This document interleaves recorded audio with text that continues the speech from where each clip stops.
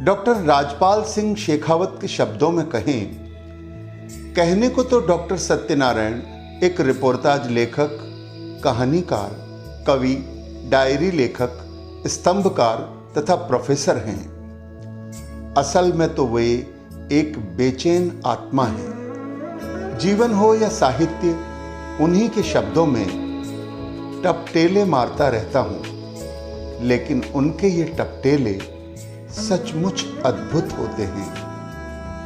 गल्प के वे सिद्धहस्त कलाकार हैं और यही गल्प है जो बार बार हमें उनकी तरफ खींचता है। इसी में उनका गांव है, माँ है, जयपुर है, जोधपुर है और है भांत भांत के लोग, और है उर्मी।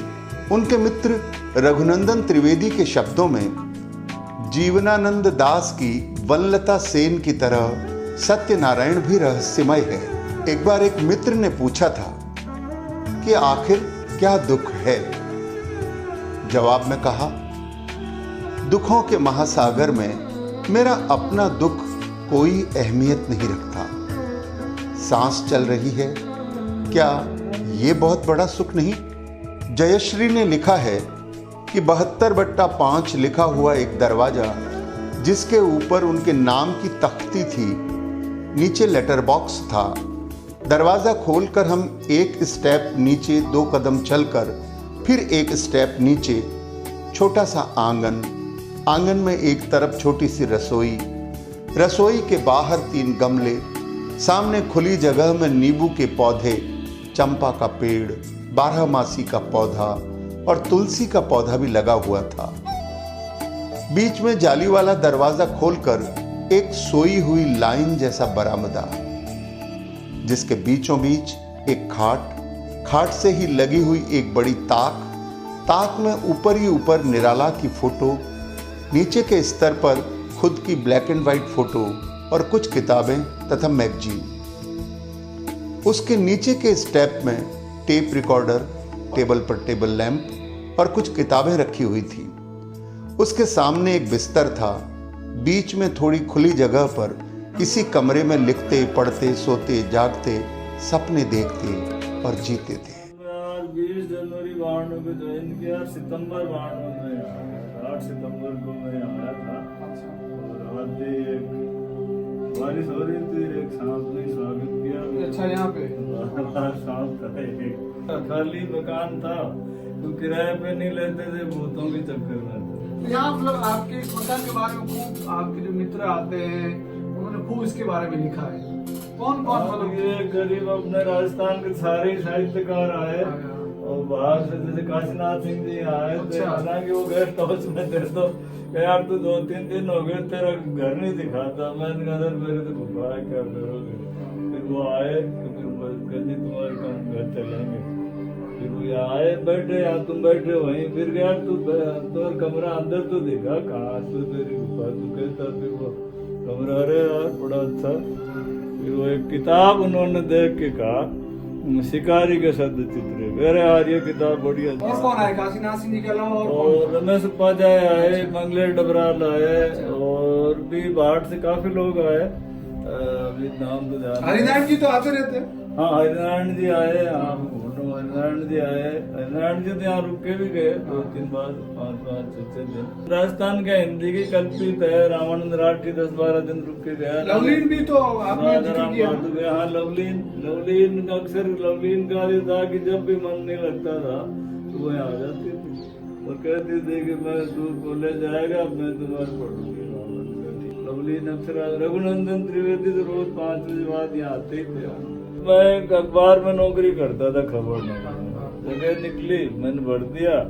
मैं आ नहीं रहा था, फिर कल्पित ने कहा यार नहीं तुरंत जाओ ज्वाइन किया। इंटरव्यू दिया 10 जनवरी को और 15 जनवरी को रिजल्ट आया। तो मुझे सबसे पहले विजय विद्रोही ने बताया, जो बड़े अच्छे सीनियर पत्रकार हैं। मैं उन दिनों रांगे राघव के घर नागार्जुन रुके हुए थे। अच्छा, तो उन दिनों वो वहीं रुकते थे।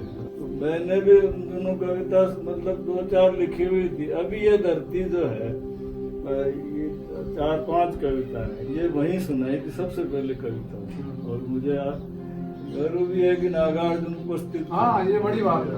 आपने नागार्जुन पे PhD? हाँ, नागार्जुन पे PhD की मैंने। संयोग से नागार्जुन आते रहते थे। वहाँ गुरु याज्ञवल्क्य के थे जो स्वतंत्रता सेनानी भी थे और प्रगतिशील मूवमेंट के बड़े उसमें थे, वो CPM के मेंबर थे। उन्हीं के साथ रुकते थे वो। अच्छा। उनके पास भी मिलता था मैं। और हालांकि वो रुचि नहीं लेते थे। मैंने 1-2 बार कहा बाबा क्या ठीक है तू बता क्या लिखता है, बस वो कहानियों की यही बात करते थे अपने बारे में। कहते नहीं वो ठीक है। क्या हम तमाम उम्र किसी एक तलाश, किसी एक खोज में ही नहीं भटकते रहते? ये तलाश सबकी अपनी अपनी होती है, सबके अपने सुख दुख होते हैं, पर कुछ मेरे जैसे भी होते हैं जो किसी एक व्यक्ति की तलाश में भटकते रहते हैं जिसके सामने वह मुक्त हो सके, अपनी तमाम गलतियों का कन्फेस कर सके। पर क्या इस तलाश का अंत होता है?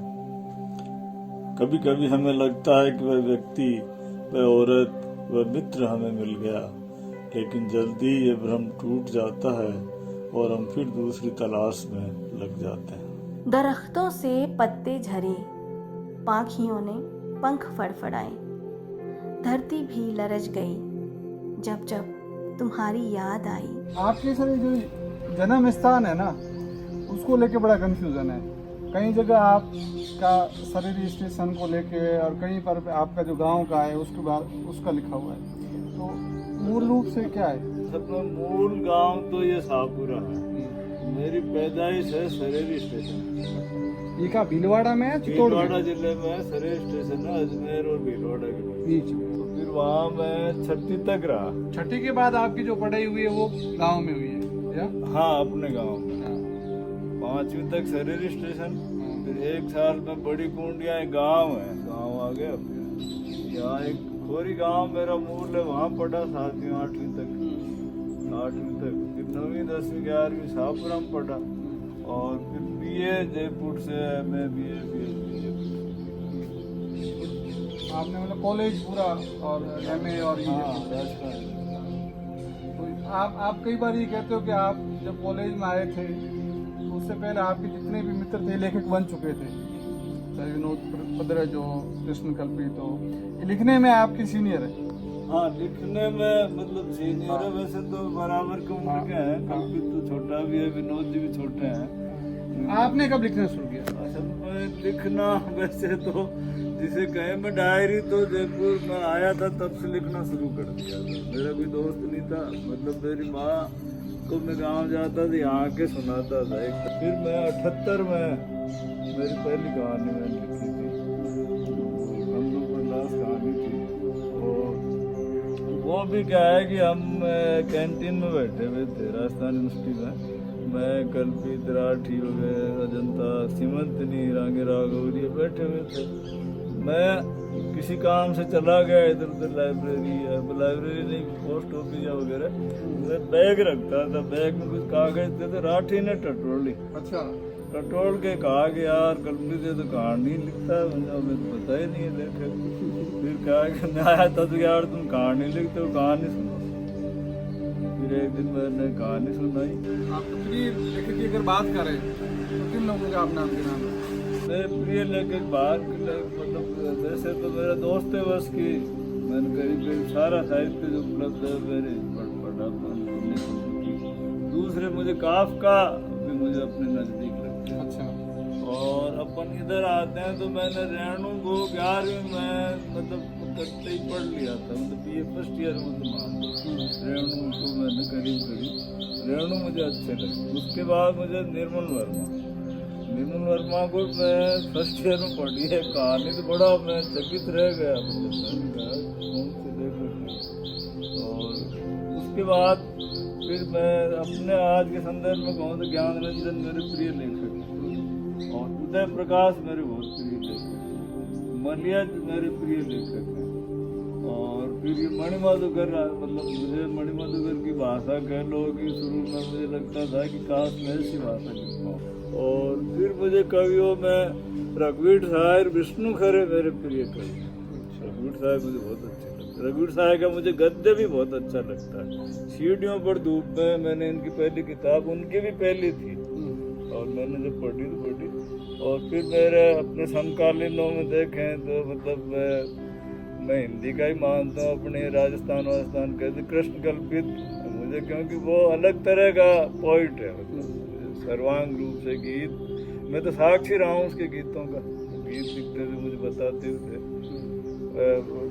विनोद पदरज है, प्रभात है, ये लोग मुझे अच्छे लगते हैं। अभी इन दिनों में जो युवा लोग लिख रहे हैं हमारे वाले पीढ़ी, और आपके समय में भी जब आप लोग कहानी लिखते थे या कविता लिखते थे तो उस पर जो रिएक्शन आता था या उस पर जो बात होती थी, और ठीक हमारे समय में जो हम सोशल मीडिया के दौर में जो जी रहे हैं, तो किसी लेखक की कहानी आती है या कविता आती है, फेसबुक पे लाइक्स कमेंट्स होते हैं। इन दोनों में आप क्या बदलाव महसूस करते हो? क्योंकि आपने कम से कम 3 पीढ़ी तो देख ही चुके हो। एक तो आपके आगे वाली पीढ़ी, आपकी पीढ़ी, और एक आपसे बाद की पीढ़ी। तो इन तीनों पीढ़ियों के अंदर साहित्य को लेके लिखने का या सोचने का, दृष्टि का या कहन का क्या बदलाव आपने, मोटा मोटा क्या बदलाव आपने देखा? असल में पहले वाले सवाल का जवाब तो यह है कि निश्चित रूप से पहले जो मतलब लेखक हुआ कि हमसे पहली पीढ़ी के, तो हम उनको एक हीरो की तरह देखते थे। जब भी वो दिख जाते थे तो हम मतलब ऐसे लगता था कि ये मतलब हमारे जैसे जाने क्या मिल गया, मतलब, और क्योंकि हम उनको पढ़ चुके होते थे और हमारे लिए एक वो आदर्श की स्थिति में थे। रही हमारी बात, तो जब मैंने लिखना शुरू किया तब भी लोग, मुझे अभी भी याद क्या उसके पहले भी कहानी छपती थी, पर एक तरह से मैं कहूँ तो कि सुबह उठे तो हमको खुद को प्रसिद्ध पाया, ये था। और रही दृष्टि की बात है, जीवन की, इनकी बात, तो मुझे लगता है कि आप लोगों की पीढ़ी, जो आज की पीढ़ी है, जीवन जटिल तो हुआ ही है, मानवीयता भी बढ़ी है, और संघर्ष के जो रूप है, संघर्ष के रूप भी बदले हैं। मुझे लगता है कि देखा जाए तो हर युग की अपनी कुछ बेचैनियां होती हैं। ऐसा नहीं है कि हमारे जीवन में बेचैनियां नहीं थी, या उसके पहले की भी नहीं थी। और वो जो लेखक है उन बेचैनियों को अपने लेखन के द्वारा व्यक्त करता है। आज मुझे जटिल इसलिए लगता है कि हमारे पास इतनी चीजें उपलब्ध हो गई हैं कि चीजें हावी हो गई, मनुष्य उनमें खोता चला गया। ये बड़ी अच्छी बात है, ये खोता चला गया। तो एक तो ये, दूसरा क्या है कि तकनीक इस रूप में मनुष्य के जीवन में प्रवेश कर गई कि वो तकनीक के नीचे दब कर रह गया। तो आज के लेखन के सामने ये सबसे बड़ी चुनौती है कि इसके बीच से जो बची हुई मनुष्यता है उसको बचाना एक तो, और एक निर्मम जो सत्य है आज का, उस सत्य को अपने लेखन में अभिव्यक्त करना। आप अपने जीवन को कैसे देखते हो? 65 साल का जो जीवन है, तो आप जीवन को अगर परिभाषित करना चाहो तो आप जीवन क्या है अगर कहना चाहें? थोड़ा जटिल सवाल है वैसे तो, जीवन को परिभाषित करना थोड़ा कठिन है, लेकिन मैं अपने संदर्भ में देखता हूँ तो मेरा जीवन बहुत बियर्ड रहा है। और इस बियर्ड जीवन में मुझे लगता है कि जीवन वैसे ही अपने आप बियर्ड होता है, लेकिन मेरा इतना बियर्ड रहा है कि मैं जीवन में अपना एक रास्ता ही तलाशता रहा, और अपना रास्ता तलाशने के चक्कर में मैंने इतने अनुभव किए, मनुष्यों को इतने रूप देखे मनुष्य के, तो मुझे लगता है कि शायद ये जीवन नहीं होता तो मैं मनुष्य के इतने रूप नहीं देख पाता। आपको मतलब ऐसे जीवन को लेके कोई पछतावा या रिग्रेट है क्या? तरह से पछतावा असल में जीवन को लेके पहले तो मुझे लगता था, लेकिन जब मैं साहित्य की दुनिया में आया, किताब की दुनिया में आया, तो मुझे लगा कि ये संसार इतना अद्भुत है, और यदि मैं नहीं पढ़ पाता ये किताबें या इन जीवन को नहीं पढ़ पाता तो मतलब मैं कितना अधूरा रहता। और अगर आप साहित्य में नहीं आते तो आपका जीवन किस तरफ होता? मैं अचानक रेल जैसे वो छूट गई, दूसरी रेल पकड़ ली, उस रेल में देखा कि ऐसे मतलब ऐसे ऐसे लोग बैठे हुए थे, कुछ लोग बैठ के रेलवे स्टेशन उतर के जा चुके थे, जैसे मेरे से बड़े श्रोता थे या मेरे अग्रज थे। और फिर मेरे समकालीन मिल गए, जैसे कल्पित राजवीर उदय प्रकाश, कोई ज्ञान रंजन फर्स्ट क्लास में बैठे हुए, पीछे लटक गया थर्ड क्लास। फिर जिन्होंने मुझे खींच के जगह दी कि तू भी बैठ जा, तो मैं उस रेल में बैठ गया। तो मुझे बड़ा अच्छा लगा। मुझे अगर ये रेल नहीं मिलती, मतलब ये सफर आनंददायक रहा। हाँ, ये रेल नहीं मिलती तो मैं, जैसा कि आपने एक बार पूछा भी था, ये रेल नहीं मिलती तो मैं या तो पागल हो जाता या मैं अपने शब्दों में कहूँ तो कहीं मर खप गया होता। कोरोना है तो कोरोना का आप देखा जाए तो मैं इसको इस रूप में भी देखता हूँ कि हम प्रकृति के साथ रम रहे थे। एक चिड़िया भी रम रही थी, तो वहाँ चिड़िया भी है, सबसे छोटा पक्षी चिड़िया ही होता और सबसे विशाल या शेर होता या मतलब टाइगर होता। ये सब इसके बीच में सब अपने अपने हिसाब से जी रहे थे और उन्हीं के साथ मनुष्य भी जी रहा था। तो मनुष्य ने प्रकृति से छेड़छाड़ की, तो उससे हुआ क्या, कोरोना के संदर्भ में कह रहा हूँ, उससे हुआ क्या कि इनकी लय में तो कोई फर्क नहीं पड़ा। ये पशु पक्षी जैसे चिड़िया बोल रही हैं, लेकिन मनुष्य ने छेड़ की तो मनुष्य की अपनी गड़बड़ हो गई। मनुष्य को पता चला कि इसके कारण ये गड़बड़ हुई है, मैंने छेड़छाड़ की। ये इसलिए भी हुआ कि मनुष्य संवेदनहीन होता चला गया। ठीक 30 वर्ष पहले 22 जून की इसी दोपहर तुम्हारे जाने के बाद तुम्हारी पख्तलियों पर देर तक रीझता रहा था मैं। तपते धोरों के बीच रोहिड़े के फूलों की तरह बचाया है मैंने तुम्हें अपने भीतर। कृष्ण कल्पित कहते हैं कि सत्यनारायण के भीतर अपार दुख है। मैंने उनको देखा है, छुआ है, लेकिन उसने उससे ही एक झीना पर्दा बना लिया है जिसके भीतर असल सत्यनारायण कैद है।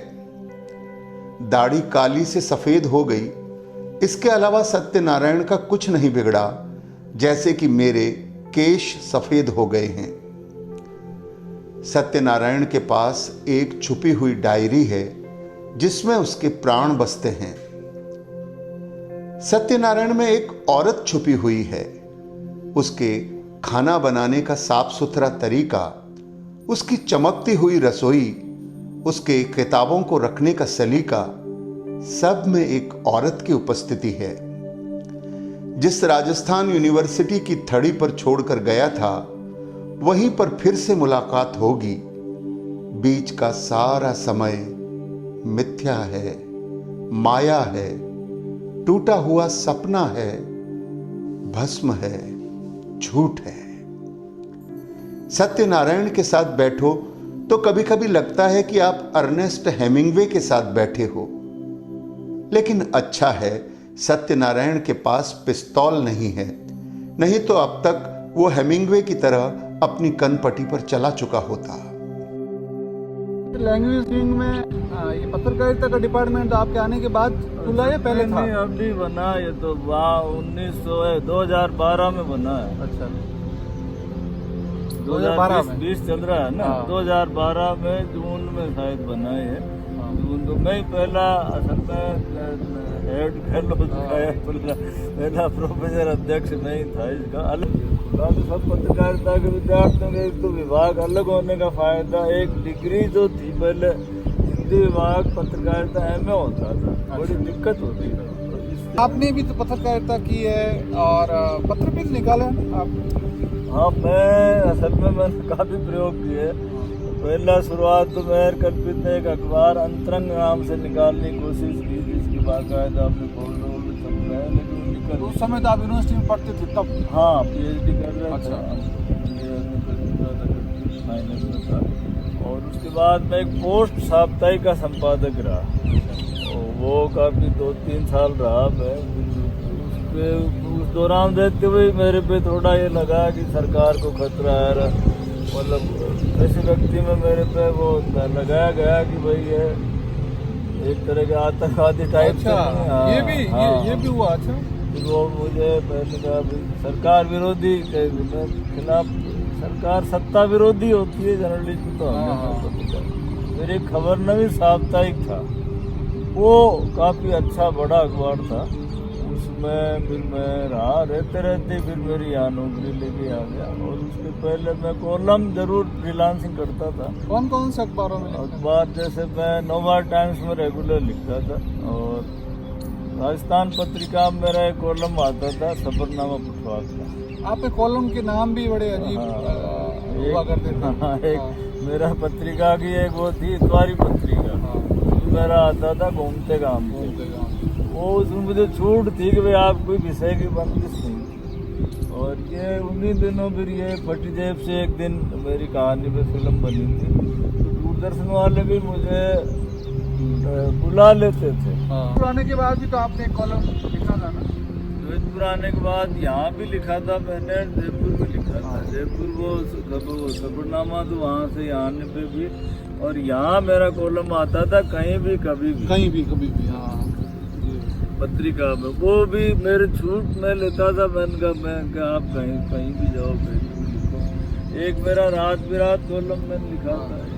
अब इतनी सुविधाएं आ गई है, आपको लगता नहीं कि आपको वापस कोई पत्रिका या कोई अखबार टाइप का या कोई साप्ताहिक या वीकली ऐसा कोई? नहीं, मैं सोचता हूँ कई बार, क्योंकि कुछ चीज़ें जो होती है नहीं इस पे नहीं आ पाती। नहीं, मैंने बखत निकाला था ना, बखत एक ऐसा था कि वो भी आप देखोगे अपने इसलिए प्रयोग किया कि एकदम युवा उभरते हुए, जैसे विनोद भद्रज के 28 साल की, कल्पित के 35 साल 36 साल 35 साल की भी नहीं होगी, छोटा ही था। उन पे हमने फोकस करके निकाले। आज आप देखोगे हिंदी जगत के सितारे हैं। आपकी कहानियाँ भी अलग अलग यूनिवर्सिटी में जैसे कोर्स में लगी? कोर्स में एक तो अपने पहली बार संस्कृति जब शुरू हुई, मेरी कहानी राम ही चली 10 साल से कोर्स में। और उनका भी तो अब हम राजस्थान में प्रश्न हो, अभी मेरी बीकानेर यूनिवर्सिटी में चल रही है। बीकानेर यूनिवर्सिटी? हाँ। कौन सी कहानी? हुसैन कहानी। और अभी पहले नागपुर में भी चली थी, बहुत पुरानी बात है, उसका मुझे पूरा ध्यान नहीं, लेकिन चली। एक मेरा रिपोर्ट था जब भी वर्धा, वो क्या नाम, अंतर्राष्ट्रीय हिंदी विश्वविद्यालय वर्धा अंतर्राष्ट्रीय हिंदी विश्वविद्यालय, उसमें मेरी एक बूढ़ी बावनी करके एक रिपोर्टाज है, वो कोर्स में चल रहा है। छोटा मोटा रेफरेंस पत्रकारिता में कहीं को लगा रखा है। मैं क्या मेरा एक रिपोर्ट था जिस आदमी को पढ़ो, इस आदमी, हाँ मेरा भी तो अच्छा था। जब मैं पत्रकारिता जब शुरू की तब मैं ही असल में पढ़ाने वाला था एक तरह से। क्या करें, तो मुझे हेड ने बुलाया, मैंने कहा मैं पढ़ा दूँगा, कोई दिक्कत नहीं। तो बाहर से मैंने कहा मैं पत्रकारों को बुला लूँगा। तो सुबह उन दिनों 8 बजे पीरियड लगता था। अच्छा। तो 8 बजे सर्दियों के दिन होते थे। हमारे जगदीश शर्मा हेड बने थे, बड़े अनुशासित थे, बड़े विद्वान आदमी थे, नाट्य के विशेषज्ञ थे। तो उन्होंने क्या किया कि 1-2 बार आए तो लड़के चपरासी को पूछा कहाँ के, सर वो कैंटीन कर। अगर हम कैंटीन में बच्चों को बुला के वहीं पढ़ा लेते हैं। फिर क्या हुआ कि उन्होंने वो बाकायदा चेक करने आ गए, देखा तो मैं वहाँ पढ़ा रहा। तो फिर बड़े खुश भी हुए, कहने नहीं मैं ऐसे नहीं, आप समझना, मुझे अच्छा लगा। क्या रखा है याद में, यह सच है, पर याद से ही टला है मरने का दिन, यह भी सच है। घड़ियों को लेके भी आपका एक लंबा और गहरे आपके अनुभव है। जब हम पढ़ते थे तभी राजस्थान विश्वविद्यालय में भी हम बाहर चाय की सर्दियों की चाय पीते थे, और हमारी मंडली अच्छे वहाँ बैठती थी। और फिर यहाँ आने के बाद भी हम लोग कुछ साहित्यकार में थे, अर्जुदेव चारण है जो आजकल NFD के चेयरमैन भी हैं, और वो मैं कुछ और साहित्यकार यहाँ के जो भी आ जाते थे।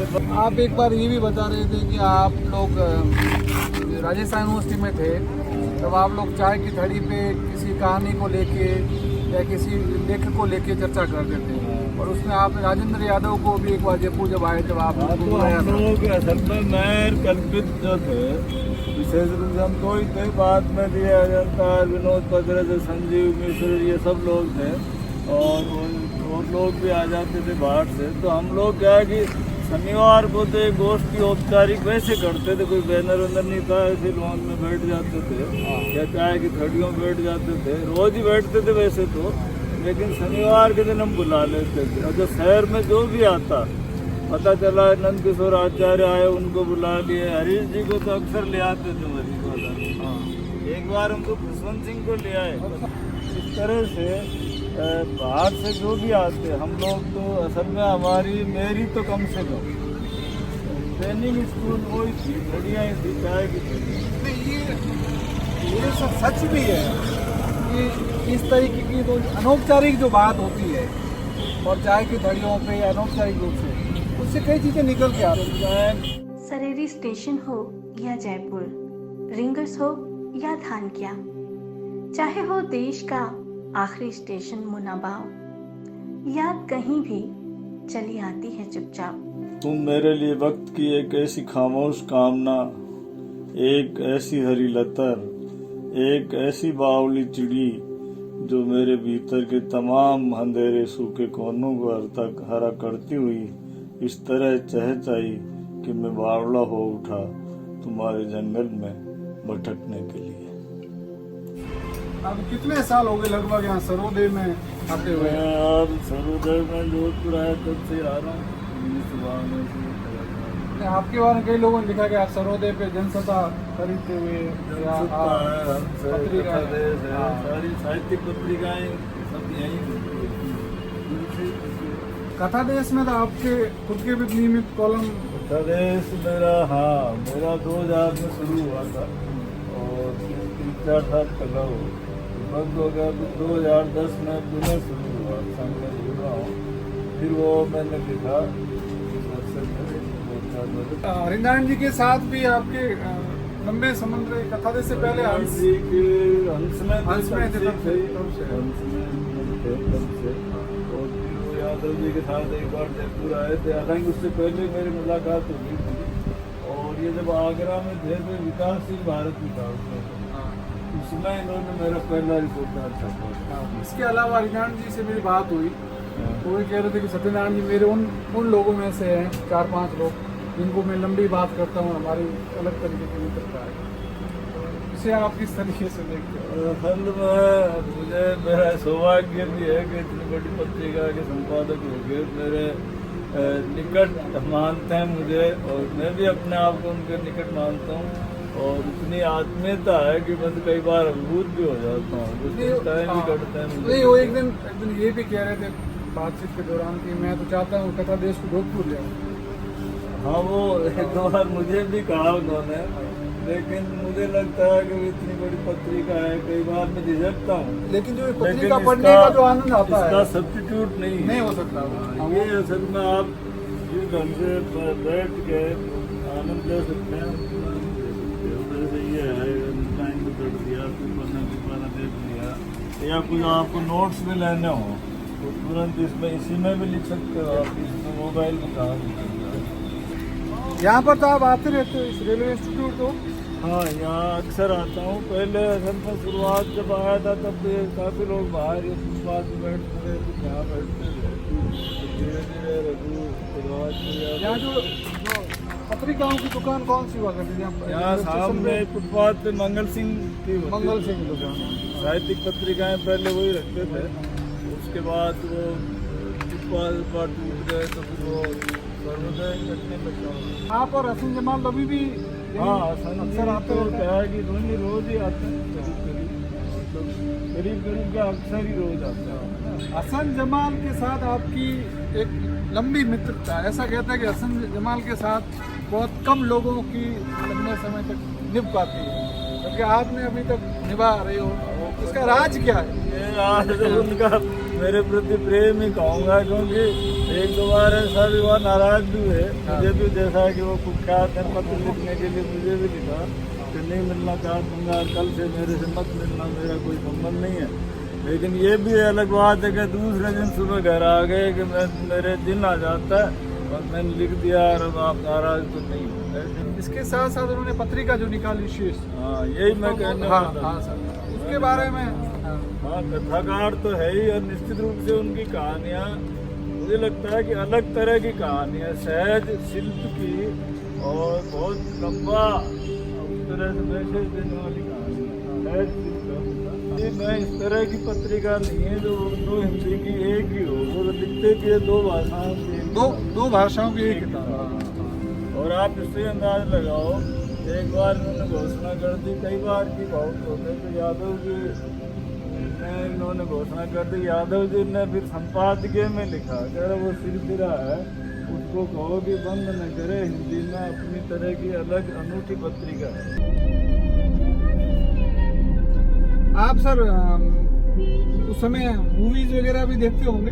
हाँ सिनेमा देखता था। हाँ। असल में इसका भी दिलचस्प है। हाँ। मैं तो गांव से कम आया तो पहले बहुत कम देखी। एक दिन मैं ऐसे ही मान प्रकाश सिनेमा में अंदर घुस गया। हाँ। वो कागज से उड़ रही है दुनिया, मिल भी जाए तो क्या है, ये गाना अच्छा। चल रहा है, मिल भी जाए प्यासा का। हाँ मुझे पता नहीं कौन गुरुदत्त कौन पैसा, बैठ गया मैं टिकट ले। हाँ। मुझे आज इतनी अच्छी लगी, हाँ। फिर मुझे लगा राज को इसके गुरुदत्त की सारी सिनेमा देखनी, हाँ। सारी सिनेमा देखी। हाँ। ऐसे ही एक बार मेरा नाम जोकर देख लिया अनजाने में, फिर राज कपूर की सारी देखी, ऐसे खूब देखता था। और वैसे तो मैं ठीक ठाक, मेरी एक मित्र थी उसके साथ देखता था। आपके फेवरेट एक्टर कौन रहे? मेरे उस तरह तो कोई नहीं, लेकिन गुरुदत्त ज्यादा मुझे पसंद है। गुरुदत्त है, राज कपूर है, और फिर मुझे ये दिलीप कुमार बहुत पसंद। अच्छा। मेरी आंख से देखो ये शहर, मेरी तरह जियो, एक दिन याद करो तुम अपनी ही याद को, मेरी याद करने की तरह। शहर भी सब कितने बदल गए हैं ना, आपके देखा हो जोधपुर और अभी का जो जोधपुर है उसमें कितना बदलाव हुआ? नहीं एकदम, मतलब शहर एकदम जैसे पहले अपना लगता था, अब ओपरा लगने लग गया।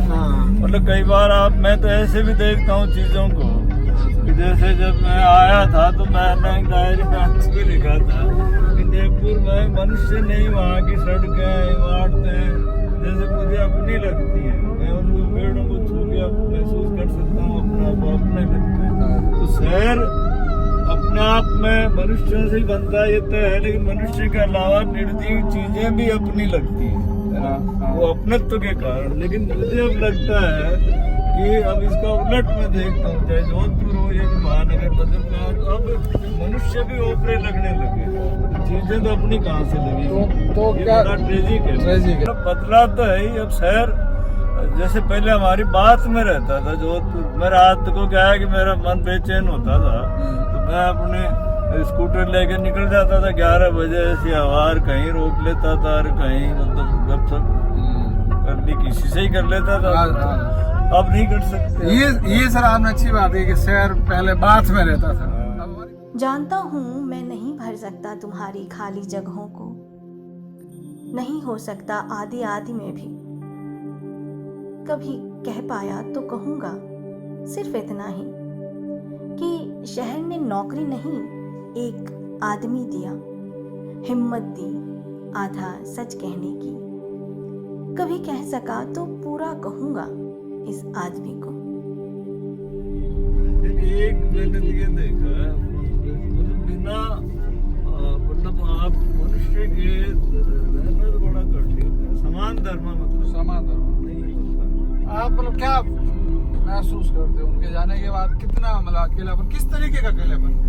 मतलब क्या समान धर्म में मतलब क्या चीजें मिस करते हैं? एक तो क्या है कि आप सारी चीजें शेयर कर सकते हैं, जैसे नई किताब पढ़ी आपने और उत्सुकता रहती है और यार फलानी कहानी पढ़ी गया, जैसे वो रात को भी आप कई बार मुझे आश्चर्य भी होता है कि 3 बजे फोन कर देता, अरे यार ये बात है आज ये कहानी पढ़ी। अच्छा। और वार्ड नंबर 6 का तो हम दोनों कहीं से लाए कबाड़ के फोटो कॉपी करके देखोगे तो कमाल है। मैं अभी तुम्हें भी कह रहा हूँ पढ़ना। तो इस तरह से एक तो तो ये होता है। एक क्या है कि हम हमारे और खुशियाँ दुख भी शेयर करते हैं, या राजनीति है, समाज है, तमाम तरह की चिंताएं जो होती है ना, उन चिंताओं को भी तो हम साझा करते हैं ना, भाई क्या होगा। पिछले कुछ दिनों से मुझे बार बार ये लगता रहा है कि संबंधों और मित्रों को लेकर हमें लटूमना नहीं चाहिए। यदि लगे कि अब कोई अर्थ नहीं रहा तो धीमे से आगे बढ़ जाना चाहिए। जैसे दरख्त अपने पत्तों को झड़ने के बाद नए धारण कर लेता है, मैं भी लगातार संबंधों और मित्रों को लेकर लटूमता रहा हूँ, पर जैसे कुछ नहीं। अंततः तो आप अकेले हैं, अपने दुख के आप भागीदार। प्रभात से भी तो होती है आपकी सर। प्रभात का ये है कि हालांकि प्रभात में मतलब वो क्या पढ़ता था तब से मेरी मुलाकात हुई बेस्ट। और अभी भी कई बार क्या है कि उसका अचानक फोन आ जाता है। अच्छा। अचानक आ जाता है कि डॉक्टर साहब ये मेरी कविता सुनो। और मुझे इतना अरे मैंने कहा यार तो कर नहीं, मुझे आपको सुना के संतुष्टि मिली। उसका अचानक फोन आएगा, जैसे अपने राजस्थानी में कहते ना एक उड़क सी उठती है उसको। और क्या आप हो कहाँ? मैंने कहा अपने घर हूँ। फिर घंटा भी हो जाएगा, आधा घंटा भी हो जाएगा, तो अरे फिर मैं कहता हूँ अरे रोटी तो खा ले। भी आपकी बात होती है विनोद जी से अब तो लगातार ही रोज फोन आता है उनका। और हम हमारे समय की जो भी जरूरी चीजें होती हैं, चिंताएं होती हैं, उनके बारे में होती है। और इन दिनों तो वो लगातार अभी रिटायर हो गए साल भर से, तो खूब पढ़ते भी हैं, तो किताबों के बारे में होती है। इन दिनों अच्छी बात क्या है कि रोज कविताएं लिखते हैं। रोज क्या 2-4 दिन में एक, या कभी 1-2 दिन में कभी भी। तो मतलब हमारा नियम सा है। जो नौकरी में थे तब वो सुबह ऑफिस जाके बात करते थे, रोज अच्छा। फिर ढंग से जो पहचान हुई मेरी, एक कहानी कंधों पर लास्ट पहली कहानी थी, वो यूनिवर्सिटी में मैंने जैसा कि लोन में हमारी गोष्ठियाँ होती थी वहाँ सुनाई। तो यही समय था शाम का, उसने आके मेरा हाथ यूँ पकड़ लिया। 1 मिनट का आपने कमाल कर दिया। मैंने कहा यार उसके बाद से हम घनिष्ठ होते थे। तुम्हारे साथ बिताया एक अकेला दिन भारी है समूची उम्र पर। आषाढ़ में सींचते रहे रेत के धोरे, पर जेठ में भी हरा बना रहा फॉग। आपका सर राजेंद्र यादव के साथ क्या संस्मरण है, या क्या यादें इसमें क्या है? असल में हम शुरू हुआ था तो 87 में शुरू हुआ था, और 4-5 अंक बाद ही मेरी कहानी भी छपी थी। अच्छा। उसके बाद मेरी किताब का विमोचन हुआ तो वो आए, और आप इससे अंदाज लगाओ कि वो जब मैंने कहा कि सर आपको आना है, तो उन्होंने पूछा कि यार तुम्हारा ये खर्चा मैंने प्रकाशक देगा। प्रकाशक जैसे तो हम गाड़ी से आ जाए। वो नए लेखकों को लेके क्या? हाँ, असल में ये रहता था कि एक बार क्या हुआ कि मेरी एक किताब आई थी, वही किताब आई थी जिसकी कविता हमने लिखी थी, और रघुनंदन ने कहीं लिखी थी। रघुनंदन को उन्होंने चिट्ठी लिखी कि तुम्हारी कविता अच्छी है, और तुम्हें ये करना चाहिए कि तुम सत्यनारायण की लिखे तो सत्यनारायण तुम पे लिखे या किसी और पे, तो आपस में लिखो, और आलोचकों के मुखापेक्ष मत होना करो। अच्छा, ये अच्छी बात है। हम राजेंद्र यादव नहीं होते तो सिरोही में गोष्ठी में उन्होंने मुझे पहली बार अध्यक्षता करवाई। अच्छा। किसी का कहानी गोष्ठी हो रही थी, मना कर दिया, तो फिर मतलब बड़ा स्नेह करते थे। जयपुर जब भी आते तो मिलते थे। विशेष रूप से वो मेरा नहीं, किसी भी शहर में कहीं भी जाए तो हर शहर के युवा कथाकार से जरूर मिलते थे। रामानंद राठी आपके अच्छे मित्र हैं। मैं घर गया तो ये सुबह तो मुझे देखा हम 5-10 मिनट हंसते रहे। सुबह 8 बजे का समय, फिर आसपास मोहल्ले के गाँव में होता ही कंजस्टेड घर, तो स्त्रियाँ आ गई कि क्या हुआ। फिर माँ ने कहा कि इसका दोस्त वर्षों बाद मिला जी, अभी हंस रहे हैं। अच्छा। बात समांतर कहानी का जो दौर था ना, इस दौर में राजस्थान की कौन कौन कहानी? अभी साहब का तो मतलब उस तरह से ज्यादा नहीं, 2-3 कहानी पर आलम शाह खान की खूब चला। और ये आइदान सिंह भाटी आपसे कब मिले? आइदान सिंह भाटी की तो पहले से परिचय हमारा क्या होता था कि मिले तो बाद में परिचय हमारा वैसे परिचय था, तो एक दूसरे को जानते थे। इनकी जो पहली किताब छपी थी हंसतोड़ा हटाना था, तो इन्होंने कोई नारायण सिंह जी PRO थे वहाँ, उनके साथ किताब भेजी मेरे पास, और उसकी पहली समीक्षा 9 बार टाइम्स में मैंने की। आप कई बार कहते हो कि कुछ अगर लोग हैं जो राजस्थानी को ओढ़ते हैं, पहनते हैं और जीते हैं, आइदान सिंह और अर्जुन आइदान सिंह भाटी और अर्जुन देव दोनों मुझे लगता है कि राजस्थानी ओढ़ते बिछाते जीते उसी में है, और मतलब इनका हर कार्यकलाप राजस्थानी में होता है। तो आपके साथ में थोड़ी बड़े हुए? नहीं, ये भरतपुर था, लेकिन राजा राम मेरा ऐसा मित्र है। अच्छा, मतलब ये जो और मित्र मैंने नाम लिया है ना, कल्पित राष्ट्र को छोड़ दो, बाकी सवाई सिंह जी है, गोविंद माथुर है, और ये और तमाम हमारे जयपुर वाले मित्र सारे पूरे राजस्थान में राजा राम रातू के थ्रू मैं मिला, और मेरे थ्रू राजा राम आ गया। हम दोनों मिले वर्षों बाद, लेकिन दोनों दूसरों को कहते थे सवाई जी को, यार भरतपुर जा रहे हो तो राजा राम भरतपुर या देहरादून वगैरह गए तो कि जयपुर में सत्यानारायण। राजा राम एक इस तरह का आलोचकीय दृष्टि है इसमें, जो आधुनिक संदर्भों में चीजों को देखने का जो नजरिया है राजा राम का, और एक ये है कि इसने खुद की अपनी एक आलोचकीय दृष्टि विकसित की है। अच्छा, उस माध्यम से चीजों को एक मौलिक दृष्टि से देखते। कई बार लगता है कि मैं इक्कल खो रहा हूँ, लेकिन सच में ऐसा नहीं है। मैं तो बार बार भागता हूँ भीड़ में, लोगों के बीच, मेले ठेले में, अपने घर में, डाणी में, गांव में, एक एक को रोक कर मैं कहना चाहता हूँ कि कोई बात है जो मुझे कहनी है, पर किसी के पास फुर्सत नहीं, और मैं लौट आता हूँ।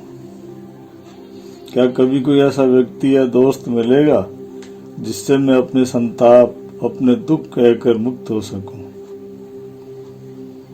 एक स्त्री थी जिसे कहकर मैं कुछ मुक्त हुआ, पर वह सहसा एक दिन लोप हो गई, जाने कहाँ। एक मित्र था जिसे कुछ कहा, बाकी कहना चाहता था कि वह भी जाने कहाँ चला गया। एक दरख्त जिसके नीचे मैं छठे छमा से सुस्ता लेता था, वह भी सूख गया, और गांव की नदी अपने ही भीतर जाने कहाँ समा गई, और मैं रात के अंधेरे में खुद को भींच कर टटोलता हूँ। मैं आज बहुत उदास हूँ। डॉक्टर शालिनी मूलचंदानी कहती हैं कि डॉक्टर सत्यनारायण की कहानियां, रिपोर्टाज और डायरी अनुभूति परक अभिव्यक्तियों का दरख्त है। हृदयानुभूति उसकी जड़ है, और मनहूस वीरानी सुनेड़। गहरी सन्नाट, सींझते हुए दिन, ताफड़े तोड़ना, रेत के उठते बबूले, सीप सी सन्नाटी सीटियां जैसी शब्द हैं।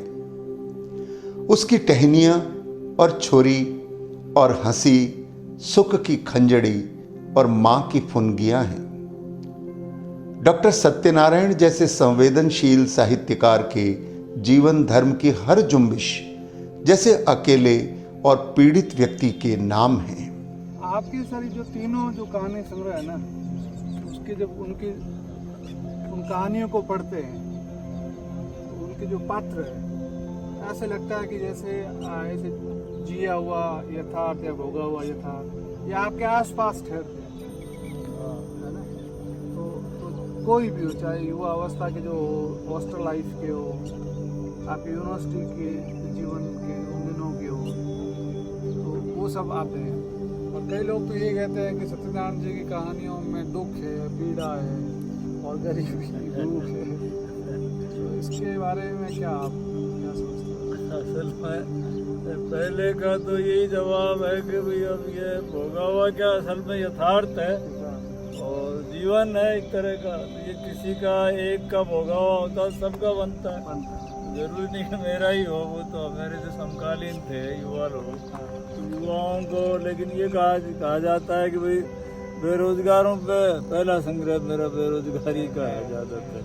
तो निश्चित रूप से बेरोजगार के पास क्या होगा, एक संघर्ष भी होगा, दुख भी होगा, और एक जूझना, अपने अस्तित्व के लिए जूझना होता है। अपने अस्तित्व के लिए किस तरह जीवन में जीना है, तो जीवन को जीने के लिए स्थायित्व जरूरी होता है, उसके लिए वो संघर्ष करता है। नौकरी मिल जाए यही होता है, ये है पहले मतलब। और रही पीड़ा और दुख, ये तो नेचुरल है कि जो पात्र है उससे जुड़ा हुआ है, तो जीवन में जो है वो कहानियों में भी है, लगता है नहीं वो उसको इस तरह से तो मेरा नहीं कहे कि वो तो सबका ही है, मेरा क्या होता है, उनका है, मेरा है, मेरा है तो उनका है।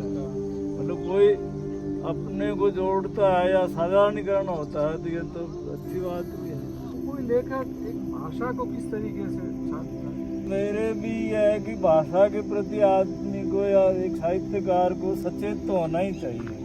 मतलब फालतू के शब्द क्यों हो, मतलब वो हमारे संजीव मिश्र एक कवि थे, वो तो कहते भी यही थे कि निर्मल के पास तुम्हारा जैसा जीवन नहीं है, तुम्हारे पास जो जीवन है ऐसी भाषा मतलब है।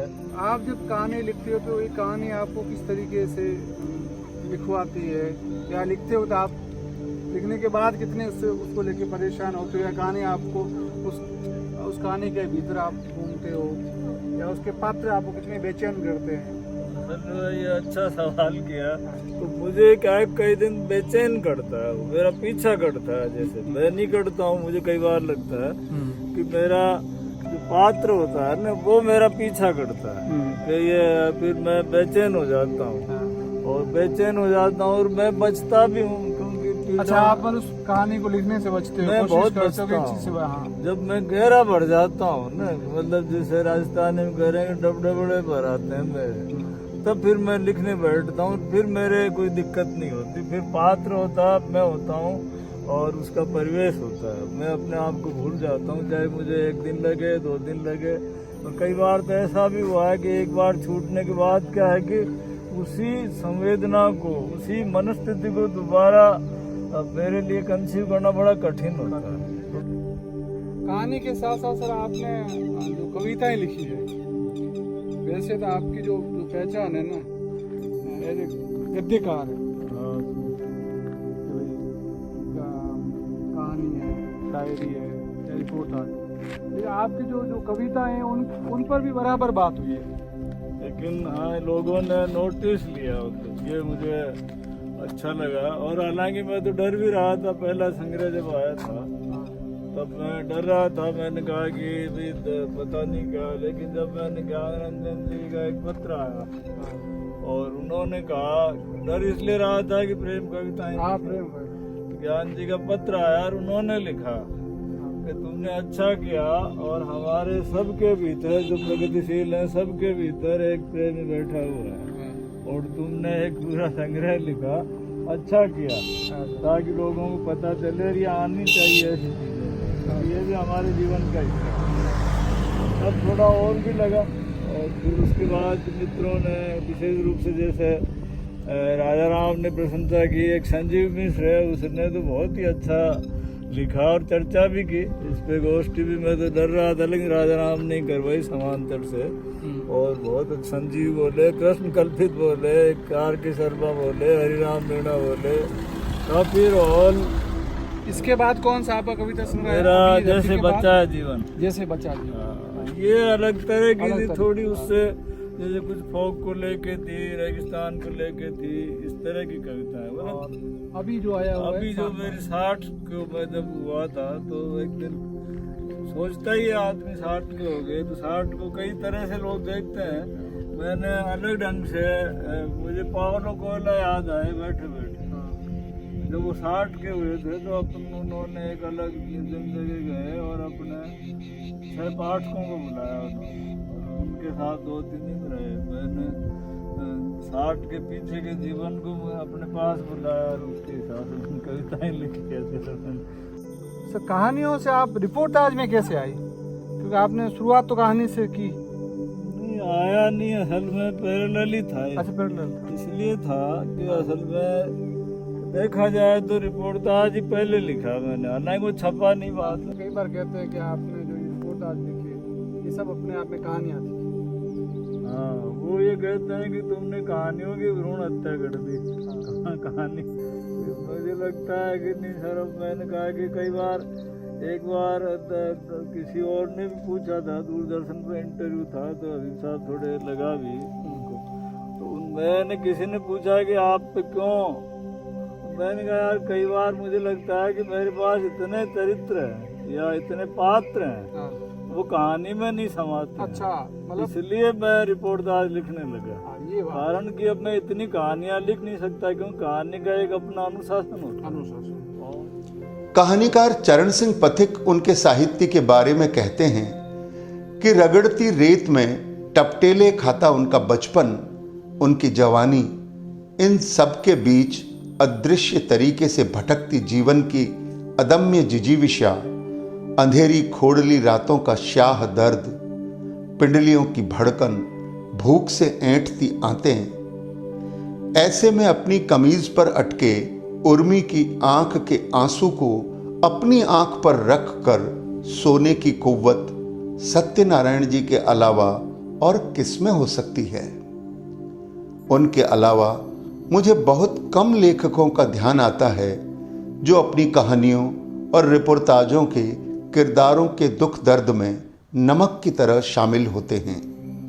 छपने से पहले एक लेखक के लिए डायरी कैसी विधा होती है, ऐसी चीज होती है जिसमें अपना जो निजी एकांत है उसको शेयर करता है या बताता है। लेकिन छपने के बाद या प्रकाशित होने के बाद वो जो निजीपन है वो कितना निजीपन बना रहता है। और जैसे मैं मेरी माँ को कहता था जब मैं आया था, तब माँ एक दोस्त की तरह अपनी बातें बताता था कि ऐसे में डायरी में अपनी जो चीजें थी उसको डायरी में लिख देता था। मैंने काट छाट वो इतनी की है, मैंने कोई नाम आ गया तो मैंने कोई ज्यादा उस तरह की, मैं वैसे लिखता भी नहीं उस तरह की डायरी के साथ कितने बजे ये खाया और आज ये क्या, बस मेरे अपने भाव है कि आज के दिन का मेरे जीवन पे मेरे क्या प्रभाव पड़ा या मैंने कैसे महसूस किया, मेरे साथ जो घटना घटी मैंने उसको कैसे देखा, गांव गया तो मेरे लिए दिन कैसा रहा। आपने सर डायरी का केंद्रीय साहित्य अकादमी से डायरी का इतिहास भी लिखा है। हाँ, मैंने साहित्य का इतिहास जब उन्होंने विभिन्न लोगों ने लिखवाया तो मुझे कहा कि आप डायरी के बारे में आप, मैंने डायरी का इतिहास लिखा, शायद पहली बार ही शामिल किया गया इस इतिहास में, उसके पहले डायरी, क्योंकि डायरी अब जैसा कि आप लोग भी जानते हो कि एक विधा के रूप में अब स्वीकृत सी भी हो गई है, खूब छपती रही है। एक बार मैं कमेंट्स पढ़ रहा था विनोद पथरस का, अच्छा, उन्होंने कहा कि सत्यनारायण एक ऐसा बियर्ड है जहाँ से अभी जो बहुत अच्छा कुछ आना बाकी है। तो आप इन सब विधाओं के बाद आप हमें ये बताओ कि आप अपनी आत्मकथा कब लिख रहे हो और क्या इसके बारे में आपका क्या विचार है, या फिर कहाँ तक कुछ काम हुआ हो, लोग जानने को बड़े उत्सुक है। असल में मेरा क्या है कि वैसे तो ये आत्मकथा के अंश हैं, डायरी में भी है, मतलब मेरी कहानियों में भी लोग कहते हैं कि मुझे ही ढूंढते हैं, लेकिन जैसा कि आपका भी है, विनोद जी का भी लगातार कहते हैं कि आत्मकथा लिखो, और बीच बीच में मुझे भी लगता है, मैंने कोशिश भी की, लेकिन मेरे पास ये थोड़ा सा कई बार आता है कि मैं इसको कैसे लिखूंगा। अच्छा। तो शायद मैं लिख सकूं, और थोड़ी हिम्मत भी चाहिए, मुझे लगता है कि इतनी हिम्मत जुटाऊं मैं, घर में लिखूंगा। तो मेरा जीवन जब मैं घूम के देखता हूँ तो वाकई मुझे लगता है कि मैं एक बीएड में से निकल के यहाँ तक आया हूँ, और उस बीएड के जो कंटका के रास्ते थे, मार्ग थे, उनको मैं आपसे लोगों को परिचय कराऊंगा, जल्दी परिचय कराऊंगा। ठीक है, ये अच्छी बात है। तो आपके जो गांव है या ढाणी है ना, वहाँ पानी का क्या साधन है? बेरे है, तालाब है, क्या है? कुएं, तालाब वालाब नहीं, हमारे क्या एक तरह के रेगिस्तान ही था किसी जमाने में, वो रेत के टीले थे, जिस हमको देखने जाते हो नहीं, हमारे इस तरह के ही थे। अच्छा, अब तो कम हो गए, और खेत, लेकिन पानी खूब था हमारे, अच्छी पैदावार होती थी। अब धीरे धीरे कम होता गया। अब तो नदी भी तो है जिसकी जिक्र आप नदी बार-बार है हमारे, बरसाती नदी है, और उसका क्या है कि एक जमाने में छोटा था तो साल भर तक पानी थोड़ा थोड़ा रहता था। मैं पैदा हुआ एक घोर अंधेरी बरसाती रात। उस दिन घर का छप्पर चू रहा था और भूखे थे धरती पर मेरे आने की बाट देखते माँ बाप। गांव की स्मृति में आप अपने आपके साहित्य में माँ बार बार परिवार में आपका माँ के साथ ज्यादा लगाव। मेरी माँ जो नहीं होती शायद मैं इतना पढ़ भी नहीं पाता, क्योंकि उस पढ़ने के पीछे उसको जाने क्यों लगता था। एक बार एक ज्योतिष मैंने डायरी की भूमिका कतारी की खंजड़ी में भी लिखा है। एक पंडित थे हमारे, मास्टर थे, पीली पगड़ी थी, तो वो बड़े कहते थे, उनको जाने क्या लगता था कि मेरी माँ को कहते थे काकी इन्हें जरूर पढ़वा दे इस तरह। अच्छा, ये अच्छी बोलो इन्हें जरूर पढ़वा दे। और तो उसके बाद माँ क्या है कि फिर मुझे 8वीं के बाद छुड़ा दिया। फिर माँ कहती कि भाई थोड़ा स्कूल दूर था, 11वीं तो कर लेने दो। पिताजी मेरे काका को कहती, तो मैंने 11वीं कर ली। अब कॉलेज नहीं जाने दें, कॉलेज भी बड़ी मुश्किल से गया। इसके भी लिखूंगा। पिता के साथ आपकी क्या संबंध रहे या क्या याद? के साथ मेरी बनती तो क्या थी, हमारा संवाद उस तरह माँ के साथ जुड़ाव था। नौकरी करते थे ना? पिता नौकरी तो मैं जब पैदा हुआ उसके पहले ही छोड़ छाड़ दी थी। नहीं, आपने पेंशन का हाँ, जिक्र उसको किया है। पेंशन मिलती थी उनको, तो वो क्या है कि बहुत पहले ही छोड़ छाड़ दी थी। वो इस तरह से छोटी मोटी कहीं जेल वेल में इस तरह से। लेकिन वो खेती, वो क्या है उनको बीमार हो गए थे, पेट की तकलीफ थी, तो पेंशन 10-12 साल बाद खेती करते थे। खेती वो अकेले ही करते थे या मैं साथ देता था। मैं बाकायदा हल भी चलाता था, और सुबह बाजरा पढ़ने जाके मैं खेत में काट के जाता था, आके काटता था। सारा खेती में मुझे खूब आती। बहनों के प्रति आपका लगाव रहा, आज भी बहनें आपके पास आती है, आप उनसे नियमित रूप से बात करते हैं? असल में मतलब मुझे संकट जब भी आया तो बहनों ने ही मुझे सहारा दिया। और एक तरह से क्या कि अभी भी जैसे ये मेरा हार्ट का हुआ, तो मेरे भाई कोई नहीं आए, मतलब मेरी बहनें आई। और एक मेरी दीदी है, वो भी है आफ्टर मदर ही है। अब जरा भी उनको लग जाए कि कुछ कष्ट है तो वो परेशान हो जाते। मतलब आपके माँ के बाद मुझे जहाँ तक लगता है इंदू जी का जीवन में आपका बहुत महत्वपूर्ण रोल है। मुझे लगता है कि ज़्यादा भाई बंधों से ये ज़्यादा ठीक है। मुझे कब के शब्द दोहराऊँ तो के रक्त संबंधों को ढूंढने के लिए तो हम अभिशप्त हैं, और हमारे बनाए रिश्ते ही हमें क्या संकट में ज्यादा साथ देते हैं। और यही व्यक्तिगत त्रासदियां हमें बाहर से काट देती हैं और हमारा आंतरिक हमें जीने नहीं देता। मैं अकेले में अपने से बात करते हुए बाहर चल पड़ता हूँ, और बाहर चलते हुए फिर अकेले में आ जाता हूँ। यही है अब तक की यात्रा। इस बीच कितना कुछ घट गया। हर रोज सवेरे उठते ही खुद को विश्वास दिलाता हूँ कि ये मैं ही हूँ। मैं पता नहीं किस चीज के लिए और क्यों गांव से भागा था, मात्र 16 वर्ष की उम्र में। अब 65 के पेटे, क्या कुछ मिला। एक स्वप्न से दूसरे स्वप्न की ओर नंगे पांव बेतहासा दौड़ते हुए, हाँपते हुए गुजरा अब तक का ये जीवन। आज जाने की जिद ना करो, हाय मर जाएंगे हम तो लुट जाएंगे, ऐसी बातें किया ना करो। आज जाने की जिद ना करो, आज जाने की जिद ना करो, हाय मर जाएंगे हम तो लुट जाएंगे, ऐसी बातें किया ना करो।